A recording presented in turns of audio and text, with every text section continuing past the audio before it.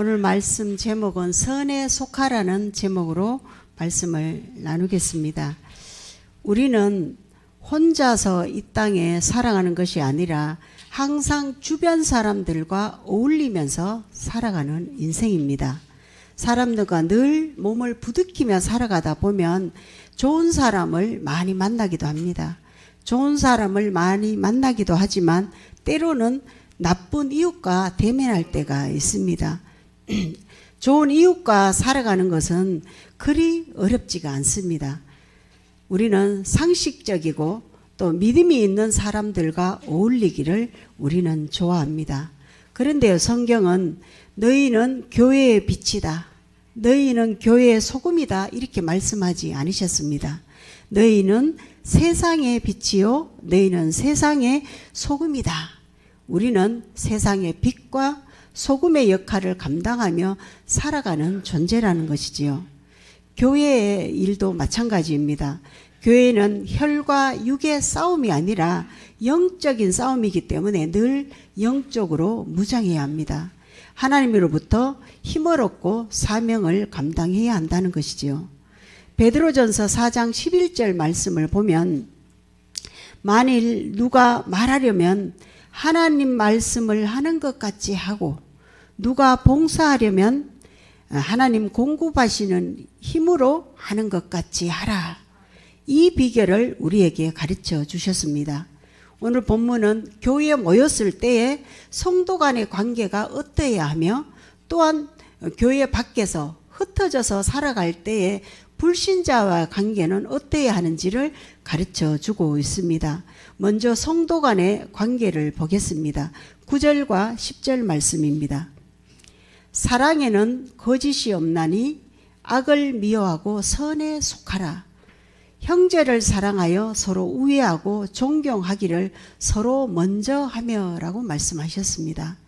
교회 안에서는 혼자 모든 일을 하지 않고 서로 우애하며 존경을 하되 먼저 봉사하려는 마음이 있어야 한다는 것입니다.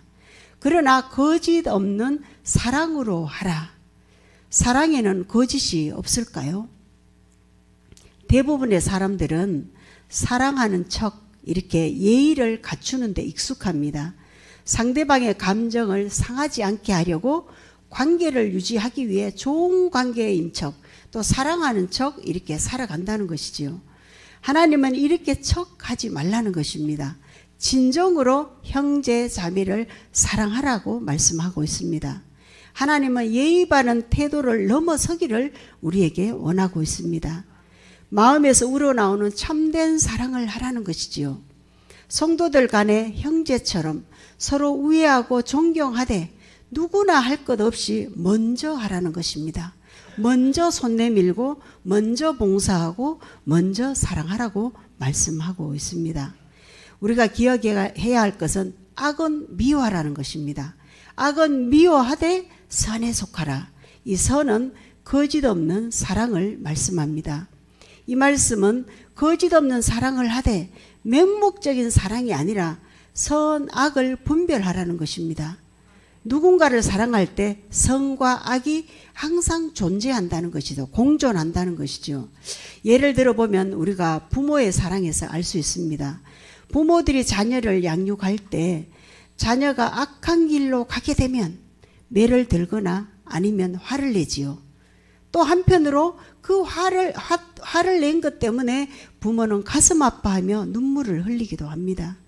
이것은 자녀를 사랑도 하지만 이 악을 미워하기 때문에 자녀들에게 벌을 주면서 훈육하는 것과 같습니다. 성도 간의 악한 행동을 미워하지 않고서는 바른 사랑을 할 수 없다는 것입니다. 이 말은 곧 사랑에는 거짓이 없다라는 말과 같습니다. 성도 간의 참된 사랑이란 바로 악을 미워하면서도 선을 행하는 것, 이것이 거짓 없는 사랑입니다. 사랑을 받지 못한 아이들은 기가 죽어서 다니는 것을 우리는 볼 수 있습니다. 이 아이는 성인이 되어서도 자신감이 없지요. 잘할 수 있는 것이 많음에도 불구하고 나는 할 수 없다라고 생각을 합니다. 그러나 인격적인 하나님을 만났다면 이 모든 것이 회복됩니다. 저는 첫째로 태어났기 때문에 늘 동생들에게 양보를 하며 살았습니다. 그러다 보니까 내 것을 주장하는 것에 익숙하지 못합니다. 내 것을 주장하는 것에 익숙하지 못하다 보니까 이게 남 앞에 지금처럼 서는 것이 참 이렇게 피하면서 다녔습니다. 이게 남 앞에 서는 것을 좋아하지 않았습니다. 그런데요, 저는 지금 다리가 후들거리지 않습니다. 그냥 힘을 주고 서 있습니다. 제가 처음에 이 단을 허락하셨을 때 다리가 후들거리지 않는 게 신기했습니다. 아마도 저에게 인격적인 하나님이 저에게 찾아오셔서 그 하나님을 만났기 때문이 아닌가 싶습니다. 성도들은 어떤 사랑을 받고 있습니까? 우주 만물을 통치하시는 그 하나님의 사랑을 우리는 받고 있습니다. 이런 하나님께서 나를 사랑하시는데 누가 나를 건드리겠습니까? 우리는 이러한 당당함, 담대함이 생기는 것입니다. 성도는 하나님의 이 사랑으로 사람들 앞에서 늘 당당하게 살아가는 것이지요. 사랑을 많이 받은 사람이 사랑을 줄 수 있습니다. 사랑을 받은 사람의 특징을 보면 어떻게 살아가는지 11절부터 13절까지 말씀하고 있습니다. 11절 말씀에 사랑을 많이 받은 사람은 게으르지 않습니다. 게으르지 않으면 주님을 열심히 섬길 수 있다는 것입니다. 즉 주님 앞에 모이기를 힘쓰게 되어 있다는 것이지요. 또한 12절에 하나님 사랑을 많이 받은 사람은 환난 중에서도 인내하며 기도에 힘쓰게 되어 있습니다.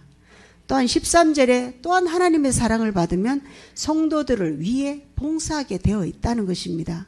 즉 손대접하기를 솔선수범한다는 것이죠. 우리 모두는 몸된 교회를 위해 게으르지 않아야 할 것입니다. 하나님의 사랑을 받았다면 게으르지 않고 몸된 교회를 위해 이렇게 주를 섬기고 기도에 힘쓰며 손대접하기를 힘쓰시길 바랍니다. 14절부터 21절까지는 불신자와의 관계를 말씀합니다. 두 가지만 살펴보겠는데요. 먼저 14절과 18절 말씀입니다. 너희를 박해하는 자를 축복하라. 축복하고 저주하지 말라. 그리고 18절에 할 수 있거든 모든 사람들과 더불어 화목하라고 말씀하고 있습니다. 한마디로 세상 사람들과 잘 지내라는 말씀입니다. 나쁜 이웃을 만났을 때에도 우리의 태도는 축복하는 자라야 한다는 것입니다. 모든 사람과 화목하라. 모든 사람과 더불어 화목할 수 있는 것은 화목을 위해서는 나를 박해하는 원수에게 저주하지 말고 도리어 축복해 주라는 것입니다. 그 원수의 행위는 미워해야겠지만 그 원수의 영혼은 축복해 주라는 것입니다. 이 말씀은 우리의 본능을 거스리는 말씀입니다. 우리의 본능은 악한 자에게 더 큰 악으로 갚아주어야만 속이 후련하지 않습니까? 모든 사람은 복수심리가 있다는 것입니다. 구약 성경에도 이에는 이, 눈에는 눈이라는 말씀이 있습니다. 레위기 말씀과 신명기에 이 말씀이 나오는데요. 당시 상황에서는 이 말씀이 최고의 자비였습니다. 무슨 뜻인가 하면 당시 어떤 사람이 누군가에게 이 치아를 상하게 하면 상대방의 치아를 상하게 하는 것에서 멈추지 않습니다. 그의 갈비뼈까지 부러뜨렸습니다. 또한 어떤 사람이 내 한쪽 눈을 상하게 하면 상대방의 그 눈을 상하게 하는 것으로 그치는 것이 아니라 그 상대방의 목뼈까지 내리치는 것이 당시 사람들의 행위였습니다. 이러한 복수 심리를 알고 계시는 하나님께서는 더 큰 악으로 갚지 말라. 복수의 악순환을 끊기 위해서 너희가 당한 만큼만 갚아라. 이 복수의 한계를 하나님께서 정해 주신 겁니다. 이것이 구약시대에 나타난 하나님의 사랑의 표현이었습니다. 인간의 복수 심리는 성령의 법 없이는 절대로 잠재울 수 없는 것입니다. 우리는 박해자를 저주하지 말고 축복해야 되는데 참 어렵습니다. 그런데 왜 이렇게 저주하지 말고 축복해야 하는지를 말씀해 주신 이유는요. 첫 번째 이유가 원수 갚는 것은 하나님께 있다는 것입니다. 우리가 억울한 것을 해결하지 말고 하나님께 맡겨드리라는 것입니다. 보복을 하려다 보면 오히려 심판자가 되기 쉽기 때문입니다. 두 번째, 저주하지 말고 축복해야 되는 이유는 원수를 갚지 않아야 그 영혼을 친구로 삼을 수 있다는 것입니다. 그 영혼을 구원에 이르게 할 수 있다는 것입니다. 받게 하는 자에게 축복을 했는데 만약에 그 사람이 받지 않으면 그 축복권은 나에게 돌아오는 것, 이것이 하나님의 법입니다. 누가복음 10장 5절 6절 말씀을 보면 예수님께서 70명의 제자들을 둘씩 짝을 지어서 전도대로 파송하시면서 이렇게 말씀하셨습니다. 어느 집에 들어가든지 먼저 말하되 이 집이 평안할지어다, 이렇게 평안을 축복하라는 겁니다. 그리고 만일 평안을 받을 사람이 거기 있으면 너희의 평안이 그에게 머물 것이고 그렇지 않으면 너희에게로 돌아오리라, 이렇게 말씀하셨습니다. 어느 집에 들어가든 무조건 축복부터 하라는 것입니다. 사람의 선악을 따지지 말고 성도가 해야 할 사명은 가는 곳마다 하나님의 평안의 복을 빌어주는 것입니다. 우리가 어느 가정을 방문하든 어느 사업장을 방문하든 간에 축복 기도를 하는 것이 이러한 이유이지요. 만약에 그 집이 축복을 거부하면 그렇지 않으면 너희에게 축복권이 돌아온다라고 말씀하고 있습니다. 나를 힘들게 하는 사람을 축복하는 것은 우리가 쉬운 일은 아닙니다. 그렇지만 우리가 축복해야 되는 이유는 하나님께서 그 영혼도 사랑하신다는 것입니다. 제가 아는 어떤 목사의 경험담입니다. 교인으로부터 직접적인 박해는 받지 않았습니다. 직접적인 박해는 받지 않았지만 교인 몇 명이 목사를 늘 비방하고 억울한 소리를 하는 그 말을 늘 전해 들었다고 합니다. 처음에는 욱하는 마음이 올라왔지만 그러나 기도의 자리에서 그 성도와 사이에서 십자가를 세웠답니다. 그 성도의 악함과 나와 사이에 십자가를 세우고 늘 기도를 했을 때 그 성도의 악한 마음이 절해지지 않도록 기도를 했을 때 자신의 감정이 일반화되기 시작했습니다. 그리고 이 기도를 하나님께서 바로 들어주셨다고 합니다. 그 후 그 성도를 축복하며 기대할 수 있었다는 경험담입니다. 나를 핍박하는 자를 축복할 수 있는 힘은 어디에서 생길까요? 바로 하나님께서 힘을 주셔야만 가능합니다. 우리의 감정으로 어떻게 핍박자를 축복할 수 있겠습니까?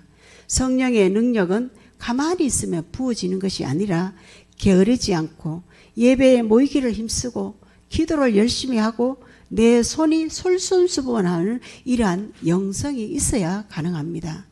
우리는 하늘에서 부어주시는 성령의 능력을 늘 사모하시기를 바랍니다. 마지막 결론의 말씀입니다. 20절과 21절입니다. 내가 숯불을 그 머리에 쌓아 놓으라, 이란 말씀이 있습니다. 이것은 머리에 숯불을 쌓아두면 얼굴이 화끈거립니다. 즉 원수를 부끄럽게 만든다라는 뜻입니다.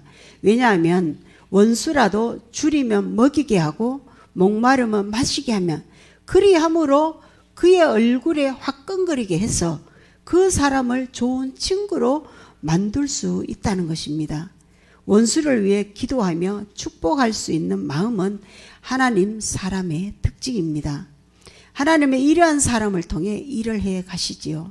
성경에 보면 요한을 생각해 보면 요한은 형들이 자기를 죽이려고 했고 결국엔 자기를 노예로 팔아 넘겼습니다.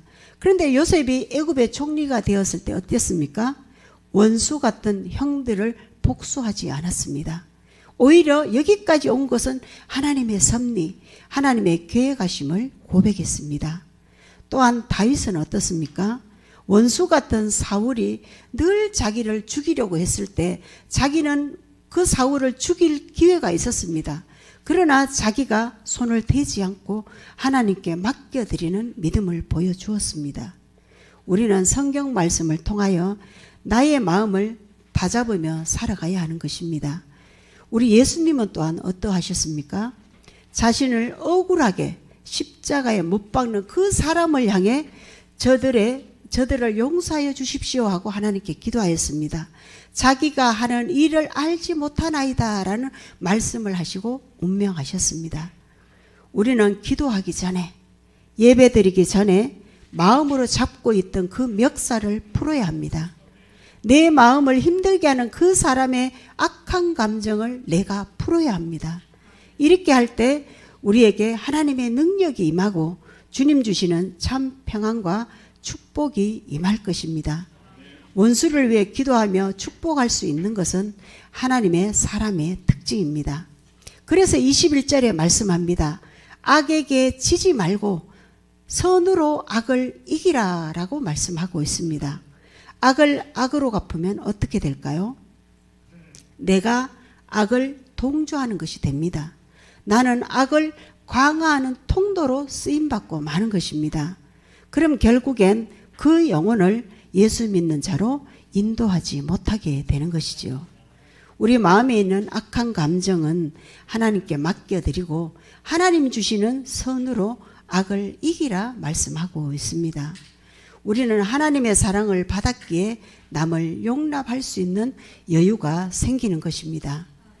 사랑을 많이 받은 사람은 다른 사람들과도 잘 지냅니다. 더 나아가서 나와 관계가 없는, 나와 관계가 좋지 않는 불신자와도 관계를 잘 맺을 수 있기를 하나님은 원하고 있습니다. 이 불신자와, 관계가 좋지 않는 불신자와 어떻게 좋게 지낼 수 있을까요? 우리가 생각해 보면 우리는 예수님의 큰 사랑을 받고 있기에 가능합니다. 예수님은 모든 사람을 차별하지 않습니다. 인종과 성별과 직업을 불문하고 누구든지 차별하지 않습니다. 차별하지 않고 구원을 베푸십니다. 이것이 복음의 능력입니다. 이 복음이 나에게 실제가 되면 모든 사람을 포용할 수 있습니다. 복음이란 무엇입니까? 예수님이 나를 위해 죽으셨고 나를 위해 부활하시고 나를 위해 지금도 하나님 우편에서 나의 기도를 중보하고 계시기에 나를 선한 곳으로 인도하고 계십니다. 이것이 나와 상관이 없다. 나를 위한 실제적인 사건이 아니라라고 생각하는 것이 아니라 나와 실제적인 사건이다라고 인식하며 살아가야 합니다. 그리고 예수님 십자가의 희생이 나에게 빚진 자의 마음으로 들어와야 합니다.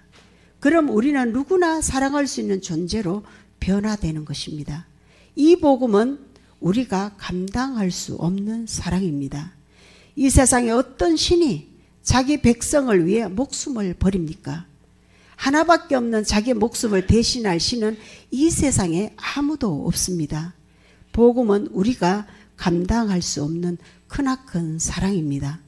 이 큰 사랑을 아는 성도는 사랑에 목마르지 않습니다. 사람을 의지하지 않습니다. 사람에게 인정받고 싶은 욕구, 사랑받고 싶은 욕구에 더 이상 목마르지 않습니다. 생각해 보십시오. 우리는 사랑의 폭포수 밑에서 살아가는 것과 마찬가지입니다. 물이 넉넉한 이 폭포수 밑에서 물을 그리워하는 사람은 없습니다. 생수 옆에서 목마르다고 부르짖는 사람은 없습니다. 우리의 생수 대신 그분을 아는 것이 참으로 중요합니다. 그분의 사랑을 아는 만큼 사랑받는 존재가 된다는 것을 기억하시기 바랍니다. 사랑받은 자만이 남을 사랑할 수 있습니다. 우리 모두는 이 사랑을 받고 있습니다. 그럼 악을 미워하고 선에 속하기를 주님의 이름으로 축복합니다. 악을 이기려고 하기보다 하나님 주신 사랑을 온전히 내 안에 담을 수 있기를 바랍니다. 그 사랑으로 악을 이기며 선에 속하는 저와 여러분이 되기를 소망합니다. 기도드리겠습니다. 참으로 좋으신 하나님 아버지, 우리를 죽기까지 사랑하시는 그 은혜를 우리는 감당할 수 없음을 고백합니다. 주님, 우리는 세상의 악함과도 싸워야 하고 또한 사람들을 사랑으로 품어야 하는 것이 우리에게 주어진 사명임을 믿습니다. 주님, 우리의 연약함을 도와주시옵소서. 무엇보다 주님을 뜨겁게 사랑할 수 있도록 우리를 선하게 인도하여 주시옵소서. 우리가 받은 그 사랑을 많은 사람에게 나누어 주고도 나무 믿게 하시고 악을 선으로 이기라는 하나님의 말씀을 실천하여 아름다운 열매를 맺으며 살아갈 수 있도록 인도하여 주시옵소서. 한 주간도 성령님의 인도함을 받기를 원하오며 예수 그리스도의 이름으로 기도드립니다. 아멘.